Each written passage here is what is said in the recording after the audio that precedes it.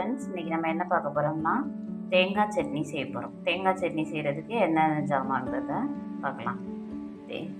தேங்காய் ஒரு அரை மூடி அளவுக்கு தேங்காய், 2 பச்சை மிளகாய், சின்ன வெங்காயம் 2 பீஸ், ஒரு வெள்ளைப்பூடு, கொஞ்சமாக புளி, சின்ன பீஸ் இஞ்சி,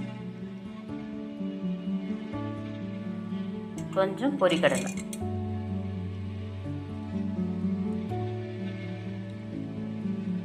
உப்பு கொஞ்சம். இதெல்லாம் போட்டு நம்ம அரைச்சிக்கிடுவோம். சட்னி ரொம்ப டேஸ்ட்டாக இருக்கும்.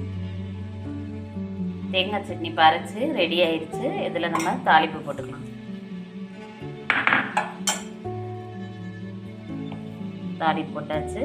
இந்த சட்னி ரொம்ப இட்லி தோசையோடையெல்லாம் வச்சு சாப்பிட்றப்ப ரொம்ப டேஸ்ட்டாக இருக்கும். செஞ்சு பாருங்கள் ஃப்ரெண்ட்ஸ். ஓகே, பாய்.